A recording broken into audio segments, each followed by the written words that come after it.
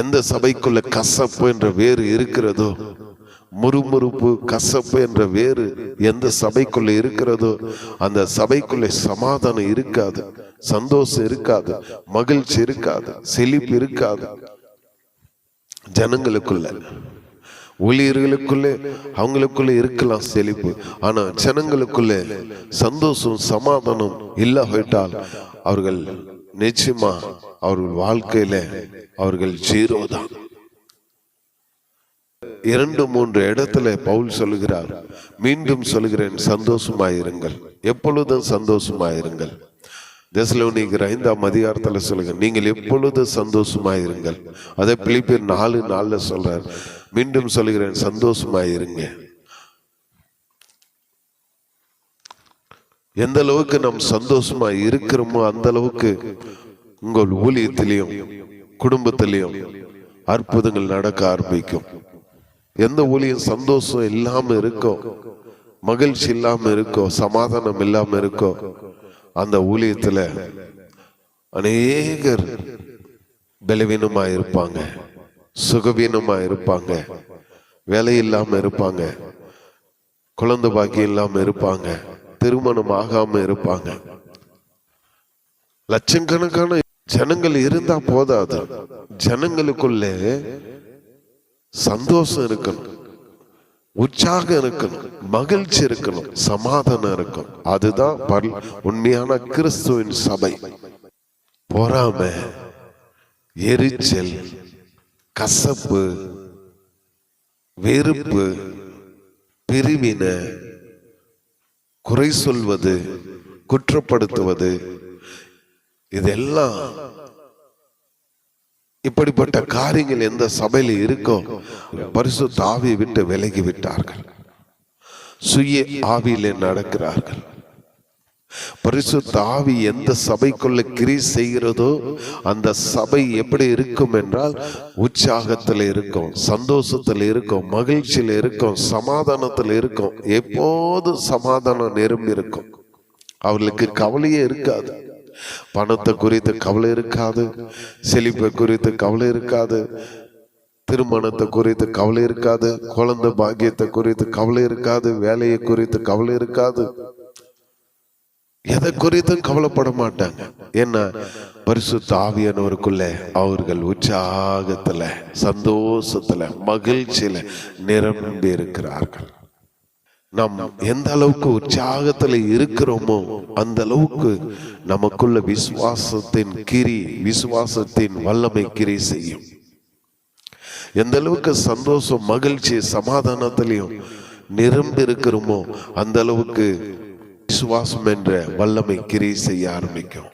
சந்தோஷத்துல நிரம்பி இருக்கும் போது, மகிழ்ச்சியில நிரம்பி இருக்கும் போது, சமாதானத்துல நிரம்பி இருக்கும் போது, உற்சாகத்தின் ஆவிலே நிரம்பி இருக்கும் போது அந்த இடத்துல மரணத்துக்கு இடமே கிடையாது, வியாதிக்கு இடமே கிடையாது, தரித்திரத்திற்கு இடமே கிடையாது, வறுமைக்கு இடமே கிடையாது.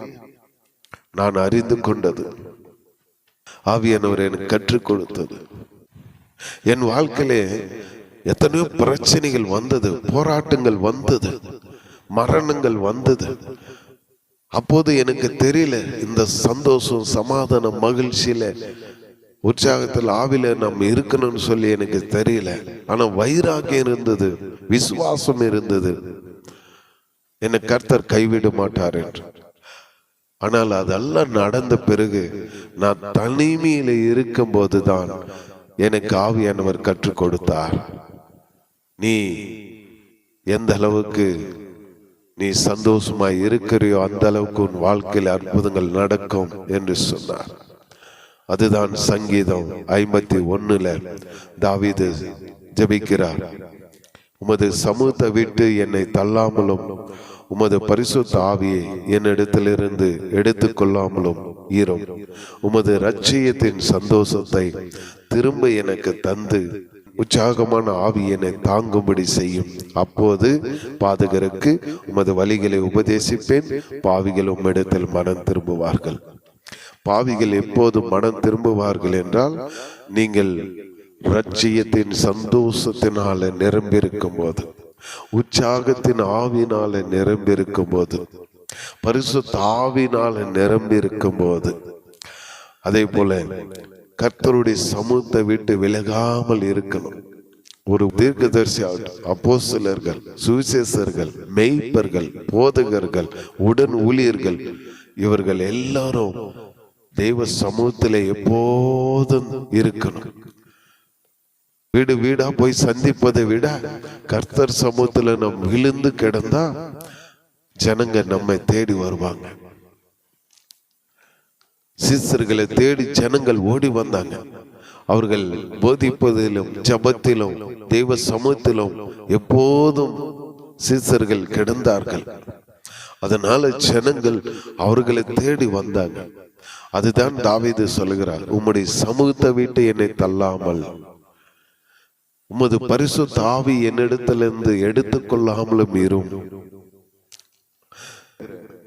வேண்டுதல் பண்ணுகிறது, உமது சமூகத்தை விட்டு தள்ளாமல். இரண்டாவது, பரிசுத்த ஆவி எடுத்துக்கொள்ளாதிரும். மூன்றாவது காரியம், உமது ரட்சியத்தின் சந்தோஷத்தை எனக்கு திரும்ப தாங்க. உற்சாகத்தின் ஆவினாலே என்னை தாங்கும்.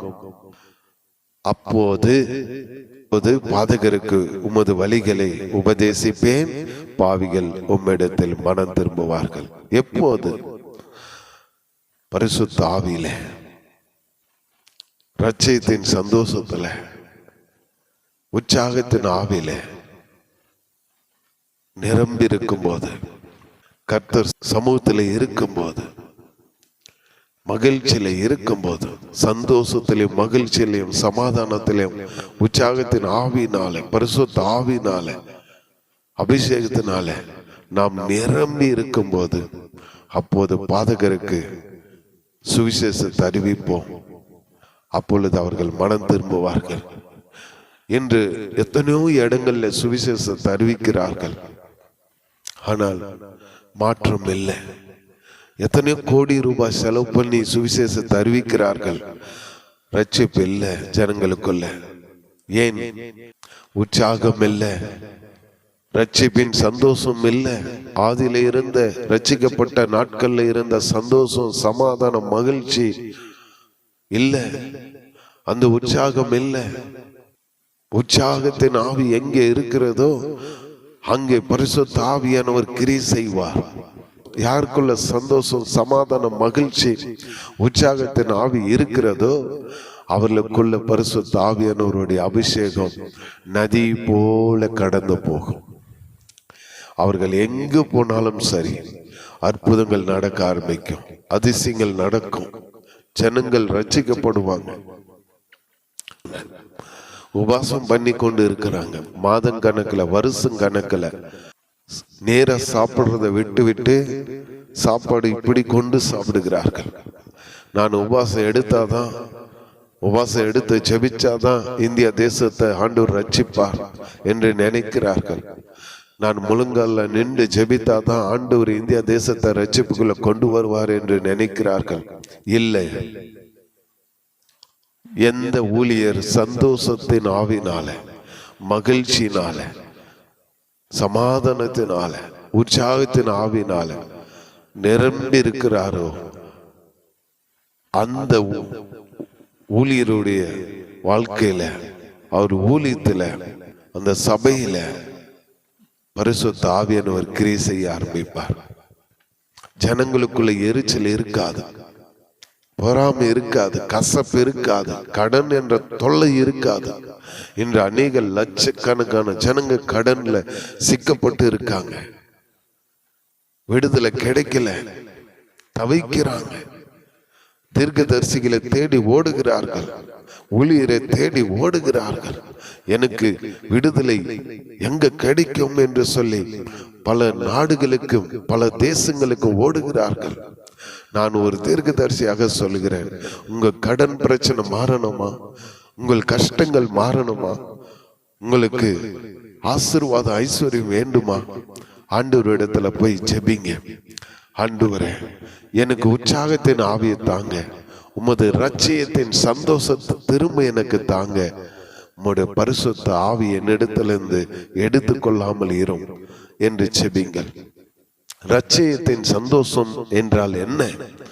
நாம் ஆரம்ப நாட்கள்ல ஆண்டவரை ஏற்றுக்கொண்டு அந்த நாட்கள்ல எப்படி நாம் உற்சாகத்தில் இருந்தோம், எப்படி ஜெபித்தோம், எப்படி இரவும் பகல் இந்த வேதத்தை நேசித்து வாசித்து விசுவாசித்தோம். அந்த உற்சாகம் இருக்கிறதா இப்போது? அந்த சந்தோஷம் இப்போது இருக்கிறதா? அந்த மகிழ்ச்சி இருக்கிறதா? ஆதியில் இருந்த அந்த சந்தோஷம், சமாதானம், மகிழ்ச்சி, அந்த உற்சாகம் இப்பொழுது இருக்கிறதா? ரட்சிக்கப்பட்ட நாட்கள்ல இருந்த சந்தோஷம், மகிழ்ச்சி, சமாதானம், உற்சாகத்தின் ஆவி இப்பொழுது இருக்கிறதா என்பதை நீங்கள் சோதித்து பாருங்கள். இதை அறியாம கிறிஸ்தவர்கள் இங்கும் அங்கும் ஓடுகிறார்கள். யாராவது எனக்காக ஜெபிக்க மாட்டார்களா? அவர்கள் ஜெபித்தால் எனக்கு விடுதலை வராதா என்று தேடுகிறார்கள்.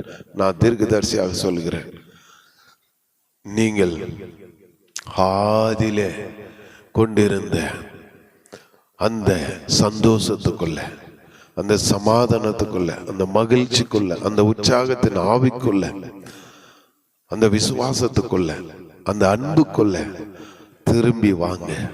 ஆண்டவர் இடத்துல போய் கேளுங்க, ஆண்டவரே எனக்கு ஆதியில் இருந்த உமது ரட்சியத்தின் சந்தோஷத்தை எனக்கு திரும்ப தாங்கும். ஆதியில் இருந்த ரட்சியத்தின் சந்தோஷத்தை திரும்ப எனக்கு தாரும். என்னை உற்சாகத்தின் ஆவினால என்னை தாங்கும். சந்தோஷத்தினால, சமாதானத்தினால, மகிழ்ச்சினால என்னை நிரப்பும் என்று சொல்லி கேளுங்க. வேற எதுவுமே உங்களுக்கு தேவையில்லை.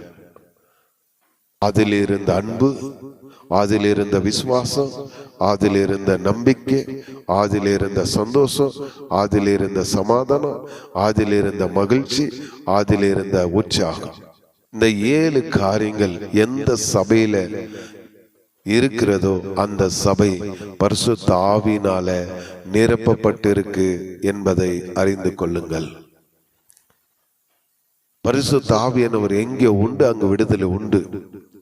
பரிசுத்த ஆவியானவர் இருக்கிற சபையில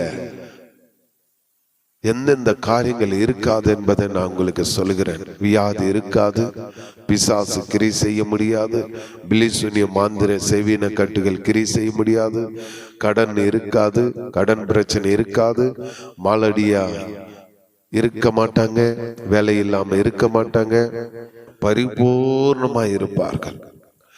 எந்த சபைக்குள்ள பரிசுத்த ஆவியானவர் கிரி செய்கிறாரோ அந்த சபை முழுவதும் தேவ பிரசன்னத்தினால, தேவனுடைய ஆசீர்வாதத்தினால, சந்தோஷத்தினால, மகிழ்ச்சினால, சமாதானத்தினால, உற்சாகத்தின் ஆவினால, அன்பினால, விசுவாசத்தினால நிரம்பி இருப்பார்கள். அவர்களுக்குள்ள கசப்பு, வெறுப்பு, பொறாமை, கோபம், சண்டைகள் இருக்கவே இருக்காது. அந்த சபை கிறிஸ்துவின் சபை. அந்த சபை தான் கிறிஸ்துவின் சபை. ஆதியிலே அப்போஸ்தலருடைய நாட்கள்ல சபைக்குள்ள என்ன இருந்தது பாருங்க. உற்சாகம் இருந்தது, சந்தோஷம் இருந்தது, மகிழ்ச்சி இருந்தது, சமாதானம் இருந்தது, விசுவாசம் இருந்தது, அன்பிலே நிரப்பப்பட்டு இருந்தாங்க. பரிசுத்த ஆவியானவர் அங்கே கிரியை செய்தார்.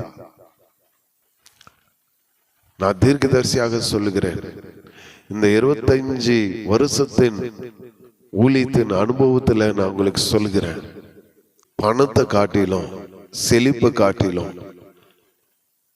உங்களுக்கு தேவை 7 காரியங்கள். நான் சொல்வதை கவனமா கேளுங்க.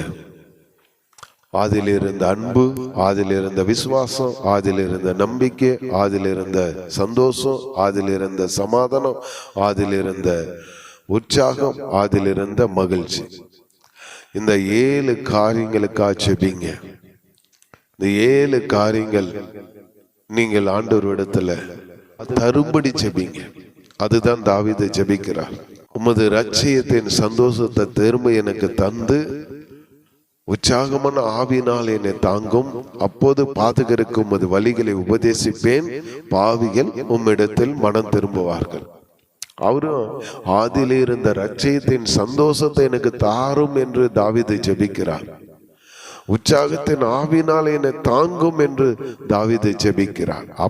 அப்போது நான் பாதகருக்கு உமது வழிகளை உபதேசிப்பேன், பாவிகள் உம்மிடத்தில் மனம் திரும்புவார்கள். பார்த்தீங்களா? ஏன் என்று அநேக ஜனங்கள் மனம் திரும்பாமல் இருக்காங்க. சுவிசேஷத்தை அறிவித்தும் என்னால் ஆதியில் இருந்த ரட்சிப்பின் சந்தோஷம் இல்லை, உற்சாகம் இல்லை, சமாதானம் இல்லை, மகிழ்ச்சி இல்லை, ஒற்றும் இல்லை, அன்பு இல்லை, விசுவாசம் இல்லை. இதனாலதான் ஜனங்களும் ரட்சிக்கப்படாம தடைப்படுகிறது. இருதயத்தின் நிறைவு வாய் பேசும். நீதிமொழிகள் சொல்லும், உன் இருதயத்தை எல்லா காவலோடு காத்துக்கொள். இந்த இருதயத்துல தேவனுடைய சமாதானம், சந்தோஷம், மகிழ்ச்சி, அன்பு, விசுவாசம், நம்பிக்கை, உற்சாகத்தின் அபிஷேகத்தினால நிரம்பி இருக்க வேண்டும் ஒவ்வொரு ஊழியரும். அப்படி இருக்கும்போது நீங்கள் பஸ்ல போகும்போது, ட்ரெயின்ல போகும்போது, ஏரோப்ளான்ல போகும்போது, கடை வீதிக்குள்ள செல்லும் போது அங்கு ஜனங்களுக்குள்ள தேவ பிரசன்னத்தை உணர்வார்கள். இது என்னுடைய வாழ்க்கையில நான் அனுபவித்ததை நான் உங்களுக்கு சொல்லுகிறேன். தேவ பிரசன்னம் தான் எல்லா ஜனங்களையும் மாற்றும்.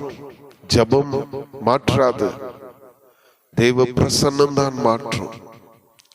சார்லஸ் பென்னி என்ப ஒரு நபர், அவர் தெய்வ பிரசன்னத்துல நிரம்பி வெளியே செல்லும் போது ஜனங்கள் எல்லோரும் நான் பாவி பாவி என்று அவர்கள் மனம் திரும்பி கதறுவார்களாம். தெய்வ பிரசன்னம் எந்த இடத்துல வெளிப்படுகிறதோ அந்த இடத்துல பரிசுத்த ஆவியினுடைய வல்லமை பயங்கரமாக கிரியை செய்யும். ஜனங்களுக்குள்ள மிகப்பெரிய ஒரு விடுதலை உண்டாகும். ரட்சிக்கப்படுவார்கள் ஜனங்கள். இந்த செய்தி உங்கள் யாவருக்கும் பிரயோஜனமாக இருக்கும் என்பதை நான் நம்புகிறேன். God bless you.